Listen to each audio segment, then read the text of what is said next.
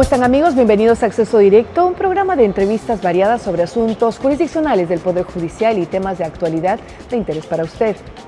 ¿Qué es la justicia intercultural? ¿Cómo ha operado y cómo puede hacerse más viable en nuestro país?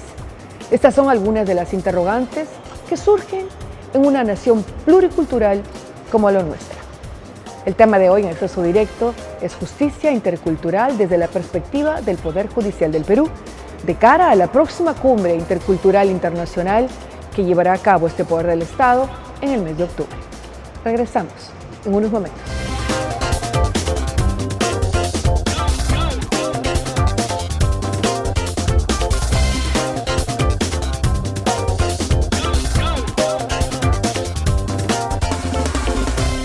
En Acceso Directo hoy el tema es interculturalidad. Y sobre esta materia vamos a conversar con el doctor Duberly Rodríguez Tineo, juez supremo de la República del Perú, miembro de la Sala Penal Permanente de la Corte Suprema, presidente de la Comisión Nacional de Capacitación de Jueces del Poder Judicial, la Comisión de Gestión Ambiental del Poder Judicial y es vicepresidente de la Comisión de Trabajo sobre Justicia Indígena y Justicia del Poder Judicial del Perú. Vamos a conversar con el doctor Duberly. Muchísimas gracias, señor, por haber estado con nosotros durante estos días, viendo estas coordinaciones, de cara justamente al 7º Congreso Internacional sobre Justicia Intercultural que se va a dar en los próximos días en la ciudad de Iquitos. Coméntenos cuáles son los puntos que se están planteando. Bueno, en primer lugar, mi agradecimiento por esta invitación y compartir con los televidentes de nuestro canal de Justicia TV algunas opiniones o comentarios sobre este evento que se va a realizar el 13, 14 y 15 de octubre en la ciudad de Iquitos, que es la capital del departamento de Loreto, en la Amazonía peruana. Exacto, señor. Bien, como usted lo decía, creo que hay que un poco entender, por ejemplo, el término justicia intercultural. Para empezar, significa que en el Perú no hay una sola cultura. Tenemos culturas que vienen desde los primeros pobladores de estas tierras, que son lo que llamamos pueblos originarios, y que por el descubrimiento de América los conquistadores pensaron que habían llegado a la India, entonces los llamaron indígenas. Exacto. Que es una calificación que la otorgaron los colonizadores, porque los indígenas jamás supieron que eran indígenas. Sí. Eran pueblos originarios. Estos pueblos originarios crearon sus propias culturas, crearon sus propias formas de resolver sus conflictos, porque Exacto. También los han tenido. Entonces ellos han tenido sus propias formas de hacer justicia. Llegó la conquista, llegó la colonia, llegó la república y con la república y con el Estado nace el derecho oficial, el derecho del Estado. Eso se llama justicia ordinaria, de la cual yo formo parte como juez de la Suprema Corte. Pero los pueblos del Perú andino, del Perú amazónico, ellos siguen administrando justicia al margen de nuestra justicia. De forma ancestral. Es decir, administran justicia al margen del Estado. Entonces, esto parecería un poco raro, pero resulta que la Constitución peruana de 1993, en el artículo 149, reconoce facultades jurisdiccionales, vale decir, de jueces, sí, a las comunidades nativas, a las comunidades campesinas y con el apoyo de las rondas campesinas. Y esto en coherencia, en concordancia con una norma internacional que es el convenio 169 de la Organización Internacional del Trabajo, OIT, sobre pueblos indígenas y pueblos tribales.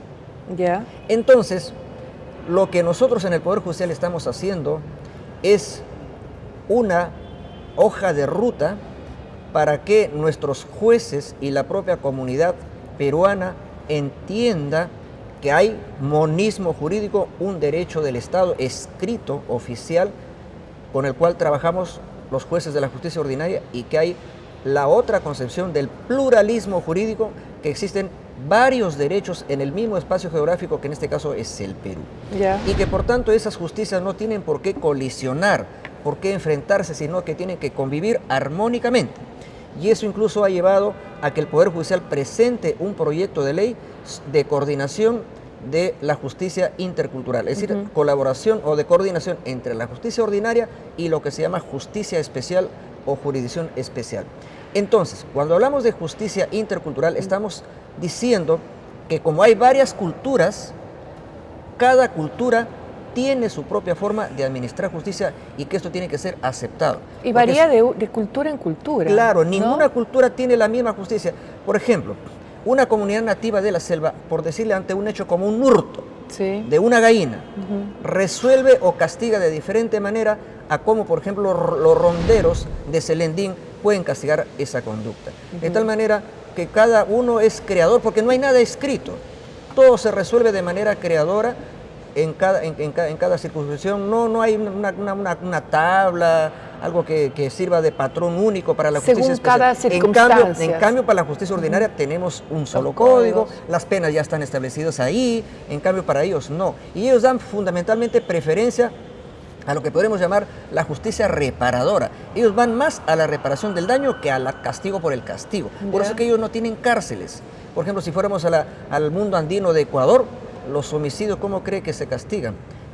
Como ellos no tienen cárcel, no lo mandan a la cárcel. ¿Cuál es el castigo? Que el homicida trabaje y parte de su trabajo, por ejemplo en la agricultura, parte de la cosecha, sea designada para los huérfanos, para la viuda, Sí. para que ella tenga una forma de cómo vivir. Porque ellos dicen, ¿qué hacemos con mandarlo a la cárcel si ahí más bien privamos de la posibilidad de que el autor del delito repare el daño? Claro. Entonces, esa justicia de ellos no es una justicia retributiva como la nuestra, que va en el camino de la venganza. Ellos van en la justicia reparadora y diríamos que a veces es mucho más justa su justicia que la justicia ordinaria. Bueno, ese es para empezar en cuanto a lo que podríamos entender como justicia intercultural. Doctor Duberly, coménteme cuáles son los puntos sobre el tapete, los aspectos específicos que se van a tratar en este 7º Congreso Internacional sobre Interculturalidad. En primer lugar, vamos a abordar las experiencias y dificultades de comuneros campesinos, comuneros nativos y ronderos campesinos en la justicia ordinaria. Vale decir, ¿qué pasa cuando un comunero de las comunidades campesinas o de las comunidades nativas o un rondero entra en nuestra jurisdicción? Tenemos que darle un trato diferenciado. Está en nuestra jurisdicción. Entonces, por ejemplo, tenemos los protocolos para una justicia intercultural. Exacto. ¿Protocolos de quién? De la jurisdicción ordinaria, del Poder Judicial. Es decir, se le tiene que dar un trato diferenciado. Incluso si aplicáramos o si aplicamos correctamente el convenio 169 de la OIT, dice que cuando miembros de los pueblos indígenas sean sancionados por la justicia ordinaria, por la estatal, debemos buscar penas diferentes al encarcelamiento. Pero eso, por ejemplo, todavía no lo entienden los fiscales, no lo entienden los policías, no lo entienden nuestros propios jueces. Algunos jueces, obviamente, no todos. Hay pues una gran cantidad de jueces que sí están, digamos, comprendiendo el tema de la interculturalidad. Entonces, en este tema de dificultades que tenemos en la justicia ordinaria, cuando tenemos como procesados a miembros de estas comunidades de pueblos indígenas, este tema lo vamos a abordar porque es un tema muy sensible, que hay que darle un tratamiento. Obviamente que en este diálogo intercultural, en este congreso, que es el 7º, participan los dirigentes o representantes de estas comunidades y también nosotros. Claro. No es que es un diálogo de sordos, es un monólogo donde los jueces ordinarios prácticamente decimos hay que hacer esto. No, nos sentamos de igual a igual, conversamos fraternalmente, nos escuchamos, hay talleres, hay mesas de diálogo, etcétera. Entonces ese es el mecanismo. Ya. ¿Cuál es el siguiente El segundo punto? tema que vamos a abordar es aproximaciones a la jurisdicción especial, una visión desde los expertos y actores. Aquí ya no estamos abordando el tema de la jurisdicción ordinaria, no, vamos más bien al tema de la jurisdicción especial para que ellos mismos nos digan qué dificultades tienen. Por ejemplo, qué dificultades tienen con su sistema de castigos, porque ellos tienen otro sistema de castigos. Por ejemplo, tienen el baño en agua fría, tienen los ejercicios físicos, las planchas, las ranas, tienen para permanecer parado varias horas en un campo o correr varias veces el área de un campo deportivo, de un estadio, a manera de castigo. O, por ejemplo, el uso de la ortiga, el baño con el ortiga, que es una planta que genera cierta, digamos, reacción en la piel del ser humano, o la cadena ronderil, que es una sanción que se aplica, por ejemplo, en la justicia rondera del norte, o también el sistema de los latigazos, Sí. el uso del látigo, ¿no? Que son penas corporales, ¿eh? Seamos francos, son Claro. penas corporales totalmente prohibidas en la jurisdicción ordinaria. En el Código Penal no existe ninguna pena corporal más que la pena privativa de la libertad o pena de multa. Pero ellos aplican penas corporales, pero son penas racionales que no constituyen tortura Ya. y por tanto ya han sido admitidas como formas, digamos, de castigo en su comunidad, y la jurisprudencia internacional, como la Corte Constitucional de Colombia, ha dicho que esto no constituye tratos inhumanos, ni crueles, ni tortura, sino que están dentro de la tradición de estos pueblos. Entonces, en este tema vamos a abordar una, digamos, una visión de repente hasta crítica en la forma como ellos administran justicia. Y ahí también veremos, por ejemplo, el tema qué papel juega en la justicia indígena, por ejemplo, la mujer, Ya. que también hay machismo ahí. Por supuesto, ¿no? claro. Entonces, como nosotros a nivel de la justicia ordinaria ahorita estamos poniendo mucho acento en el tema de la justicia de género, Sí. también eso hay que llevarlo a la justicia intercultural. ¿Por qué? Porque la mujer tiene que ser tratada como igual en ambas justicias, en la ordinaria y en la especial. Bien, como tercer tema, vamos a ver el rol de la justicia de paz en la construcción de un sistema de justicia intercultural del Perú. Como comprenderán nuestros amigos teleoyentes, el Poder Judicial o el sistema de justicia judicial tiene un punto de partida que es la justicia de paz, pero que no está compuesta por jueces profesionales, no son jueces que le pagamos un sueldo, son jueces que son designados por la comunidad para resolver conflictos menores. Yeah. Esos son jueces, antes se les llamaba jueces de paz no letrados. Entonces, ahora se les llama simplemente jueces de paz, pero ellos forman parte de la justicia ordinaria. Sin embargo, ellos son los que están más cerca de lo que es la justicia indígena. Ajá. Diríamos que podría ser una suerte de engranaje o de puente. Muchas veces la justicia especial no los ve con buenos ojos a ellos, a los jueces de paz, porque creen que están interfiriendo en su justicia indígena o en su justicia comunal. Entonces, este es un tema que también lo tenemos que abordar. ¿Por qué? Porque la justicia de paz juega un papel importante. Tenemos cerca de 5.000 jueces de paz en el Perú, y creo que esa justicia tiene que mantenerse, pero también tiene que convivir de manera armoniosa con la justicia indígena. Yeah. Entonces, este tema también, por ejemplo, lo vamos a abordar en este 7º Congreso Internacional de Justicia Intercultural en Iquitos. ¿Los jueces de paz son asalariados del Poder Judicial? No, los jueces de paz no son asalariados. Ellos cobran de manera simbólica por ciertas, digamos, diligencias, por ciertas comparendos o actas que puedan firmar de arreglo entre las partes. Son para promover la paz, no, porque cuando ya son temas ya mucho más delicados, ellos no tienen competencia y tienen que pasar a la justicia ordinaria. Pero, como le decía, la justicia de paz es un puente entre la justicia ordinaria y la justicia especial, podría decir yo, pero con sus diferencias. La justicia de paz no puede interferir en la justicia indígena, no puede interferir, porque si no sería prácticamente una suerte, ¿no?, de interferencia en una justicia que es diferente. Y eso tienen, por ejemplo, que entenderlo nuestros jueces de paz, y también tienen que entenderlo las autoridades de la justicia indígena. Entonces podríamos decir en términos simples que son los facilitadores de la resolución de conflictos cuando estos conflictos son menores. Los jueces de paz, claro que sí, esa es su competencia.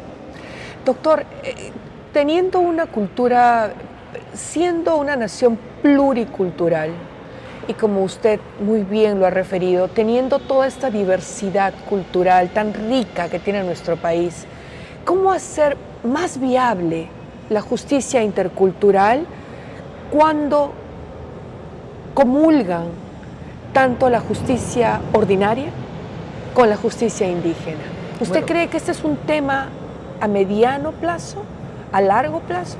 Yo creo que es a mediano y a largo plazo, porque imagínense que la justicia ordinaria hace poco tiempo que estamos es muy nueva, abordando, ¿no? Es un tema nuevo. Tenemos el protocolo de justicia intercultural trabajado por ONAJUP justamente con este objetivo, ¿no, doctor?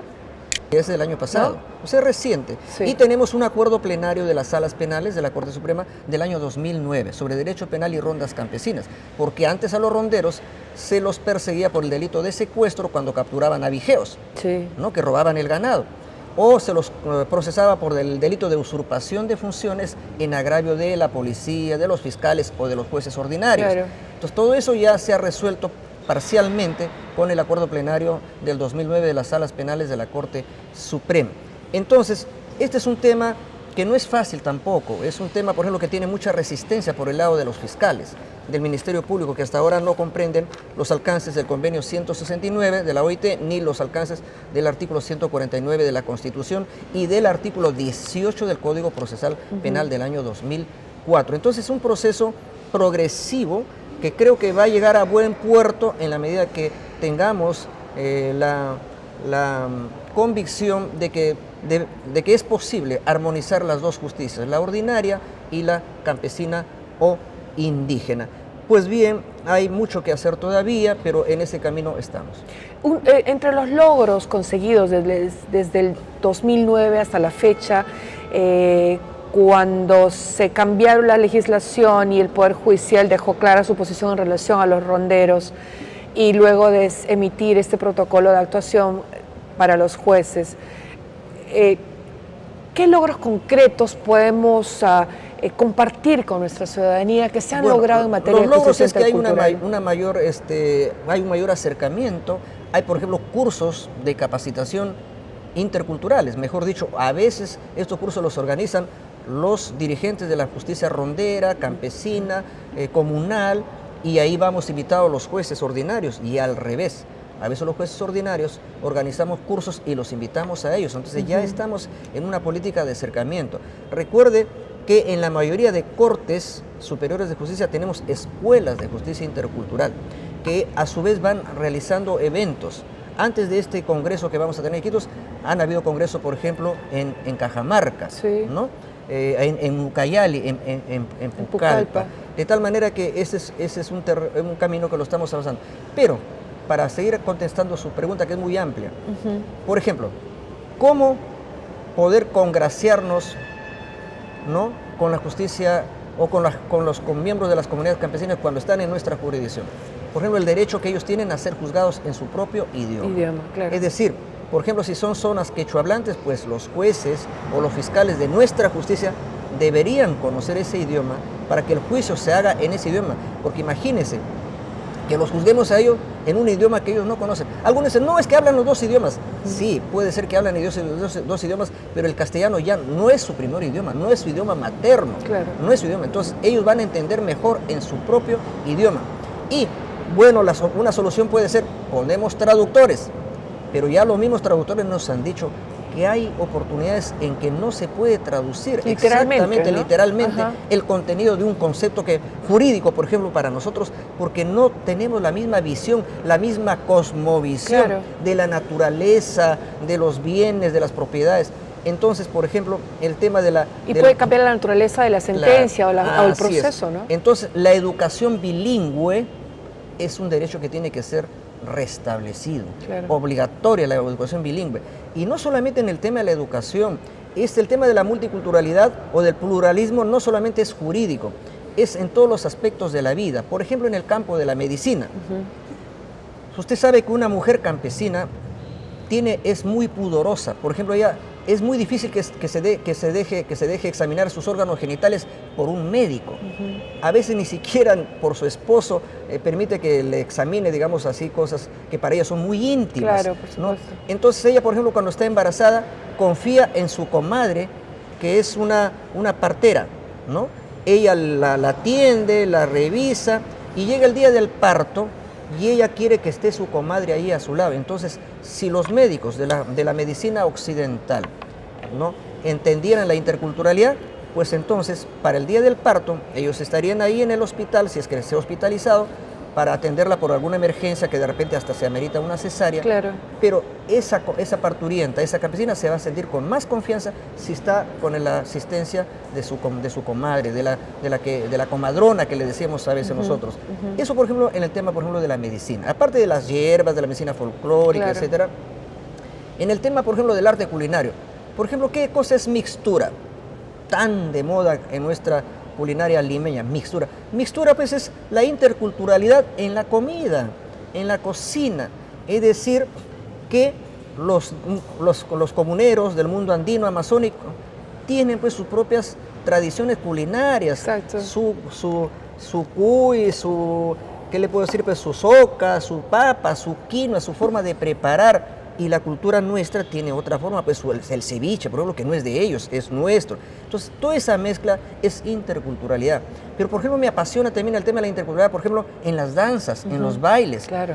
¿Por qué no hacer que en un programa cultural, aparte de la marinera, qué sé yo, del vals, del Danubio Azul, pero ¿por qué no va a estar un cajelo? ¿Por qué no va a estar una cuyaguada de Puno, que son parte de ese mundo? Y si vamos al mundo, por decir, pues de la vestimenta, ¿por qué en lugar de que solamente andemos pues con el terno que yo tengo ahora, por qué no poder andar con su sombrero adornado con flores, con ramitas y con su traje típico, como lo hace, por ejemplo, la congresista Tania Pariona, por ejemplo, que anda en el Congreso con su propia vestimenta ayacuchana? Y se da mucho en los países centroamericanos, en México, los guatemaltecos, los nicaragüenses, utilizan mucho sus vestuarios originarios. Así es, imagínense las campesinas de Incahuasi o de Cañaris, con sus sombreros, sus cintas, sus chaquiras. ¿Por qué les vamos a decir que no, que se pongan a la moda y que se pongan jean, que se pongan blusas? No, pues hay que tratar de mantener esas costumbres porque forman parte incluso hasta de la propia belleza del mundo andino, del mundo amazónico. Entonces la interculturalidad es muy amplia. Estamos dando los primeros pasos y yo sería muy feliz el día que los jueces del Perú comprendan este tema y pudiéramos andar en el mismo camino. Retornamos en Acceso Directo luego de estos mensajes. No se muevan.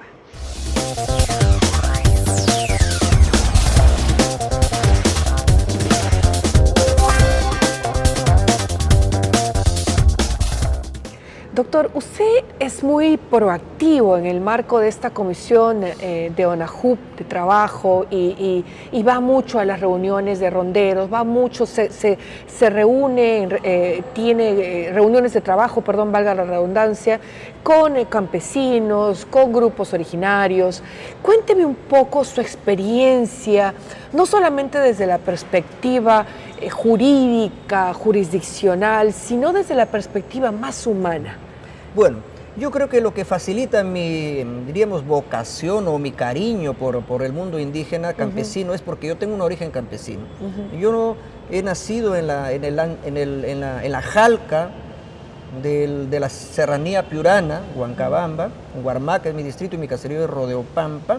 Entonces yo me he criado con campesinos y haciendo lo que hacen los campesinos, es decir, cultivando la tierra, pastoreando ovejas. Entonces eso me da más sensibilidad para entender. Para mí, por ejemplo, sembrar una planta de maíz, desde poner la semilla hasta cuando brota, cultivarla, cuidarla, aporcarla, para que luego ya florezca el choclo, etcétera. Esa es una cosa que tiene hasta un contenido poético. Entonces yo estoy, digamos, familiarizado con eso y por eso es que, digamos, estoy muy convencido de que debemos respetar este mundo andino, este mundo indígena, este mundo campesino. Pero yo también migré tempranamente a la costa, me asimilé, digamos, a la cultura occidental, ¿no? Pero eso no me lleva a olvidarme de mis raíces, de mis orígenes, ¿me entiende? Por eso es que cuando yo voy a la sierra me pongo mi poncho, mi sombrero, etc. Y por ejemplo, en el caso de las rondas, yo antes de ser juez, he acompañado a las rondas a hacer ronda, pues, porque la ronda es hacer vigilancia nocturna con la linterna de mano, con el poncho, recorriendo los caminos, los portachuelos, por donde probablemente podrían estar los ladrones de la noche, que le llaman los campesinos a los abigeos, ¿no?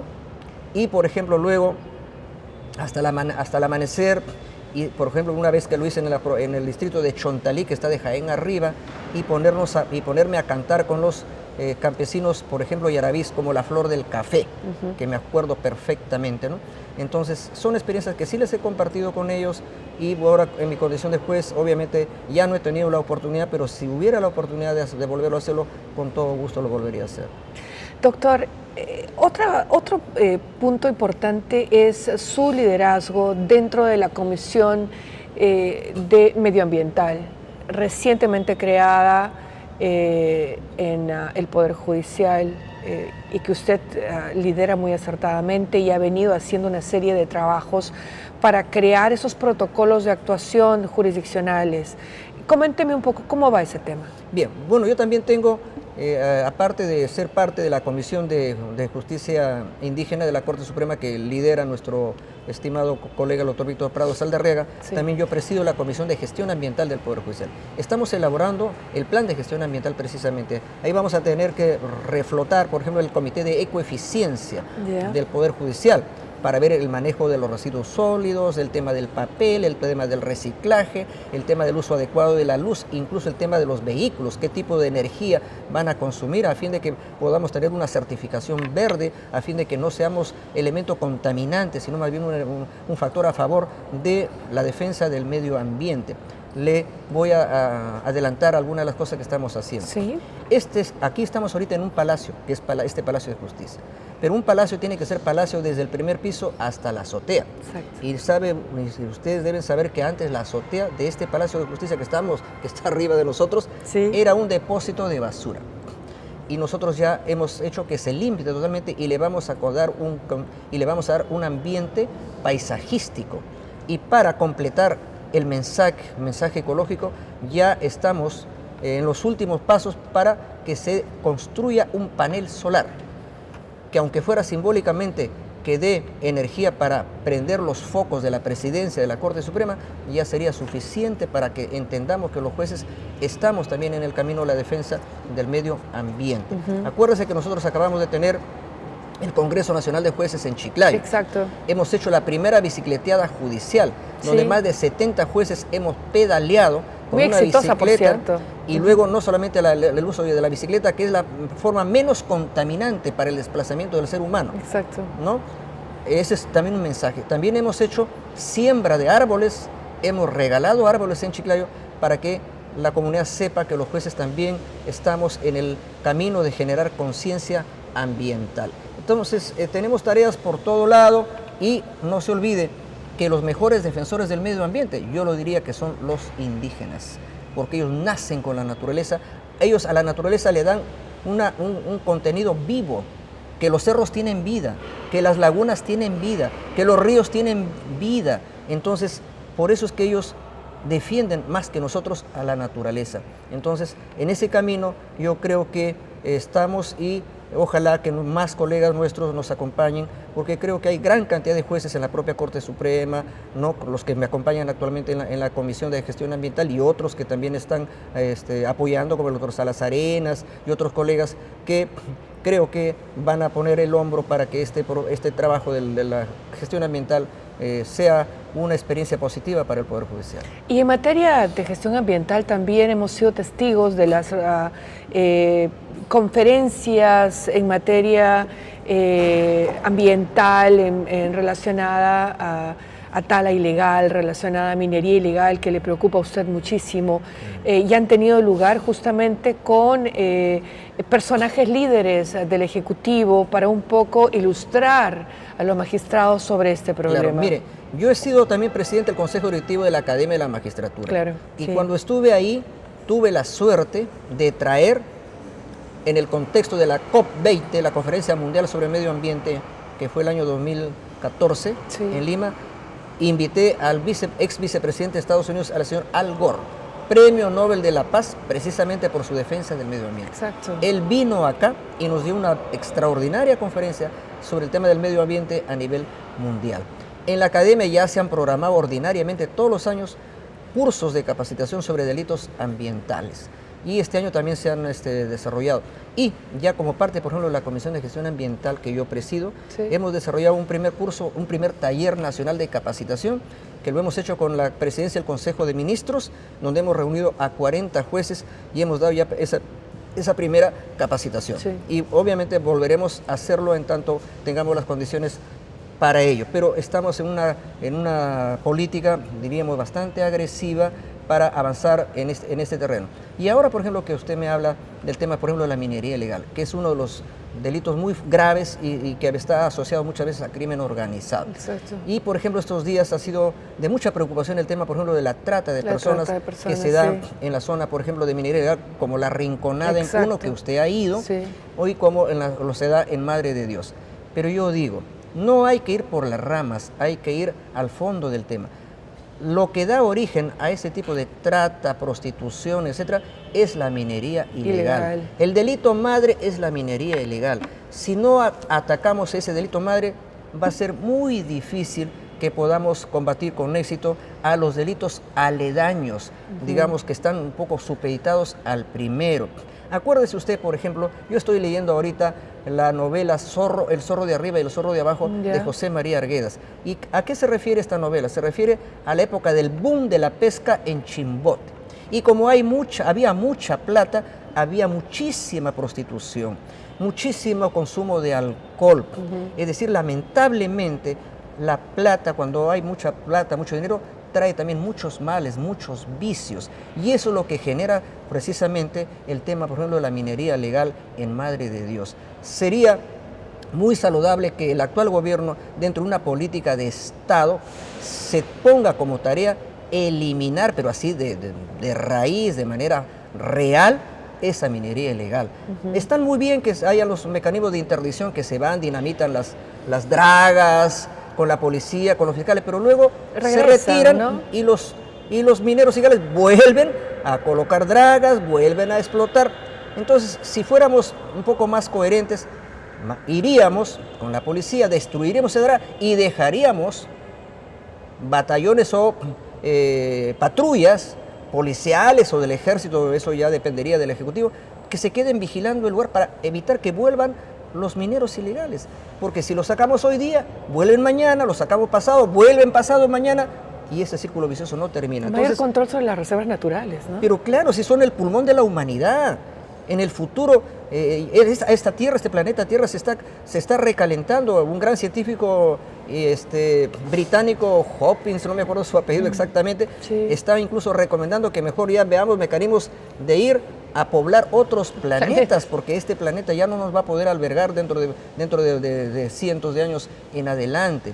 Es decir, la humanidad no está haciendo lo suficiente para evitar el recalentamiento de la Tierra. Por ejemplo, nosotros tenemos la cadena de glaciares más grande del mundo, los glaciares en el Perú, y se están derritiendo.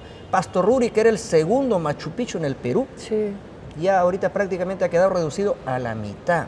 Y eso producto del calentamiento global. Entonces, si no nos comprometemos a una lucha frontal contra el calentamiento global, ¿y cómo los vamos a reducir? ¿Cómo bajamos los gases de efecto invernadero?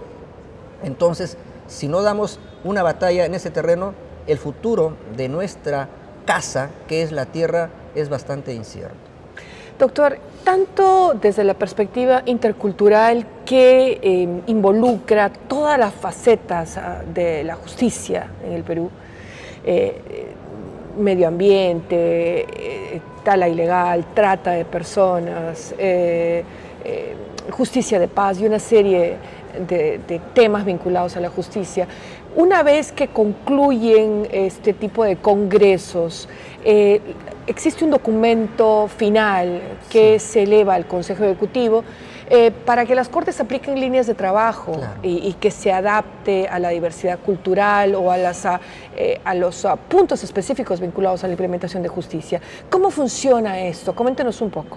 Bueno, al final de cada evento, de cada Congreso Internacional de Justicia Intercultural, se elabora lo que se llama una declaración del lugar donde hemos estado. Por ejemplo, esta vez se tendrá que aprobar la declaración de Iquitos. Y ahí hacemos unos lineamientos, una línea de trabajo en la justicia intercultural, en base, por ejemplo, a los 3 ejes temáticos que le he explicado al comenzar esta entrevista. De tal manera que eso sirva de orientación tanto para las autoridades de la justicia ordinaria, la nuestra, como para las autoridades de la justicia indígena.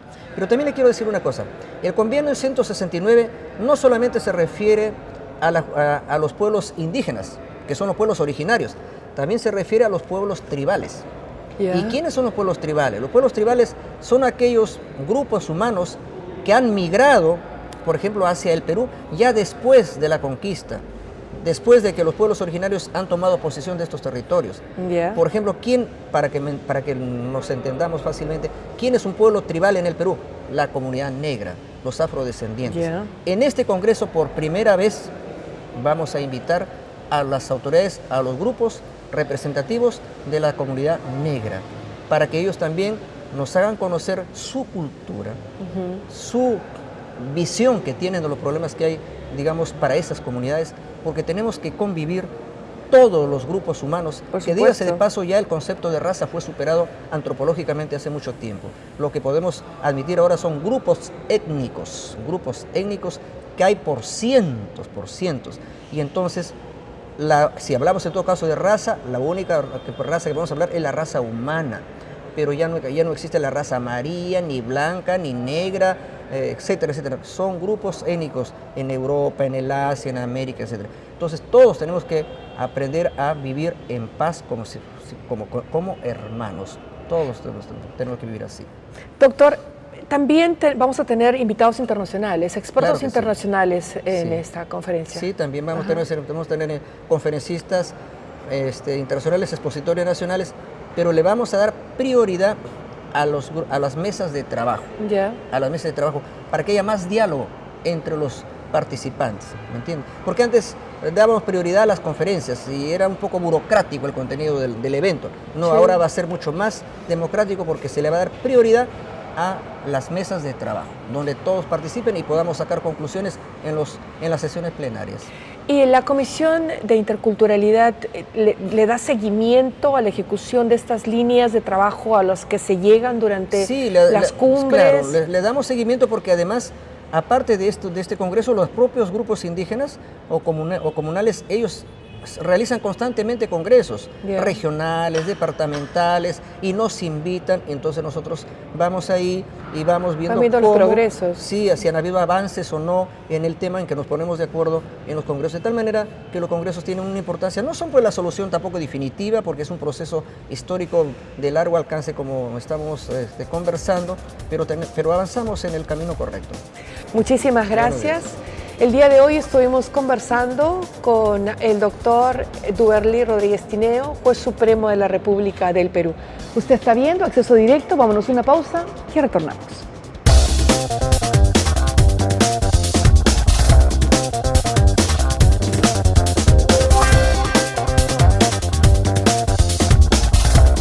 El octavo Congreso Internacional sobre Justicia Intercultural se llevará a cabo en la ciudad de Iquitos del 13 al 15 de octubre próximo.